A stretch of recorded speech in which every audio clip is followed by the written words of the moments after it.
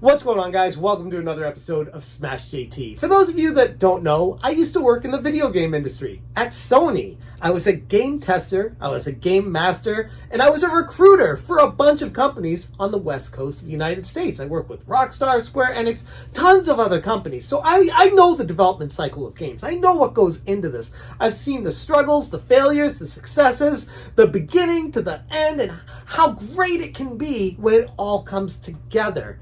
And then I see a story like this with Skull Island Rise of Kong and how the development cycle for a game that's priced near AAA pricing had a 1-year development cycle. And I'm just like, huh? First time to the channel, hit that subscribe button, give me a like, and check out SmashJT.com for my full breakdown on what's going on with this ridiculous story of what may be the worst game of 2023. It's got some pretty heavy competition with Golem and a few others, but that's another discussion for another day. Right now, let's talk about what's going on with this 1 year development cycle. Credit to Ash Parrish from The Verge for the source of this information, and earlier this week you may have seen my video on this disaster of a video game, Skull Island Rise of Kong. It released on October 17th, 2023, and it faced massive flack from gamers everywhere almost immediately. And my video, if you didn't see it, talks about one thing in particular that, as someone who worked in the game industry, I'm like, how did that get through? Now I get it. Now it makes sense. But they left a picture in the cutscene, and the picture was supposed to be like a cue card for the developer to put that cutscene in the cutscene, and they forgot that. According to The Verge, one of the key issues that plagued Skull Island Rise of Kong was its extremely short development timeline. The game was developed by Iguanabee, a Chilean indie game studio known for its talent and experience with both original and licensed properties, as I discussed in my previous video. However, this talent couldn't fully flourish as Game Mill Entertainment, the publisher, limited the development time to just 1 year. And per The Verge, an anonymous developer from Iguanabee even stated, "I was on automatic pilot by the end of February because all hope was lost." One thing that should never, ever, ever, ever, ever, ever happen in the video game industry is a small time frame for developing a large scale game. And when I say small, I mean like short, like, I don't know, 2.5 years.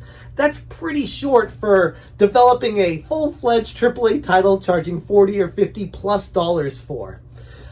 Under 1 year is absurd. It's so ridiculous that I'm almost like flabbergasted. I can't put into words how insane that actually is. Game Mill has a history of contracting smaller development studios for quick turnarounds on licensed games, and they've been known to impose challenging timeframes, often without adequate funding or resources. Does this sound familiar with the video game industry? I feel like there's a theme here. It makes it hard for the developers to maintain a stable and experienced team. And while I don't want to completely make excuses for Iguanabee here, if you're being limited by a publisher to 1 year development time, that's basically making E.T. in 3 weeks on the Atari 2600. That's the equivalent of it in the modern era. According to a former Iguanabee developer, funding from Game Mill was inadequate to keep the team size consistent or to retain experienced staff for an extended period of time. And they go into details talking about how the team fluctuated between 2 and 20 people. Max. The insider also spoke about how crucial information for development was often not fully disclosed. Teams found themselves improvising due to a lack of details, which is hardly an ideal situation when creating something as complex as a modern-day AAA-styled video game, considering that Skull Island Rise of Kong was reportedly developed from scratch. So no reused assets, no storyline that they were basing it off of, nothing that they had to go from, just all from the beginning. With a 1 year time frame for this game, with a team between 2 and 20 people, was dooming them from the start. And while games can be developed within a year under certain circumstances, I don't want to sound like it's absolutely ridiculously unheard of that a game was made in less than a year. It's typically reserved for like games that are reusing assets from, we'll say, Unity and an indie developer that knows what they're doing and can put everything together and has a storyline already all thought out and put down on paper and can do it all in under a year. And yeah, that's not unheard of. But when you're talking about a real game, a real AAA licensed game that's like looks like an open world style game, and you're putting a time frame from scratch of 12 months or less to get this thing out, there's no hope. The reality is, a game of this magnitude needs more time than what was provided, more information, more resources, more everything. This game was a money grab from beginning to end. There was no intention of making a fun, exciting experience. It was literally grabbing a license, throwing something against the wall and saying, all right, it's a Kong game. It functions. It turns on. It plays when you press the start button.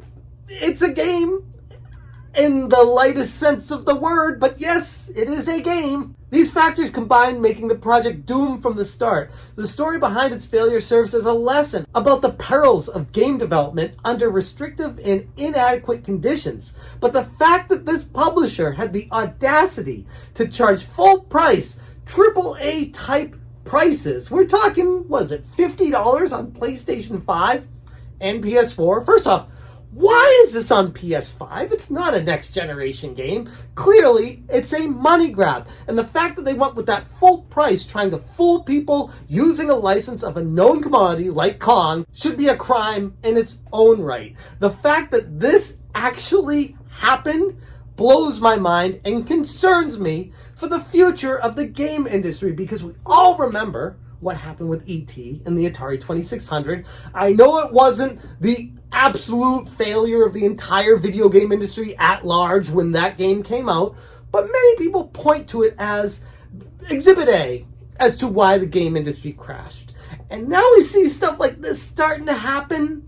I don't want to call doom for everything, but there's a chance that this might be just the tip of the iceberg of what's going on underneath in the game industry, including all the consolidation, all the horrible things, the working conditions, the layoffs, the cutbacks. Let's not even talk about Embracer Group and what Limited Run Games is trying to do. The entire video game industry is a catastrophe right now, and I don't want to mince any words on it. It's a scary place to be, and my heart goes out to every hardworking developer out there trying to make money to feed their families and get these games out. But right now, looking at this situation with Kong, it just makes you take a step back and wonder, how? How does a publisher get the rights to a license and think it's okay to shove it through the production mill in less than 12 months, get a game out there and price it for what they did? Now, even if they did price this game for, we'll say, $10 or $5 shovelware, which is what it should have been priced at, it still doesn't excuse putting a 12-month time frame on making this style of a game with a team between 2 and 20 people. Whoever was in charge over at Game Mill putting this together should be fired instantly. You're messing with people's lives, you're toying with emotions, you're screwing people over, not to mention the end consumer, us, dealing with the consequences of your actions. It's a scary first step to what I hope is not more to come with the entire crash of the video game industry. But again, that's another conversation for another day.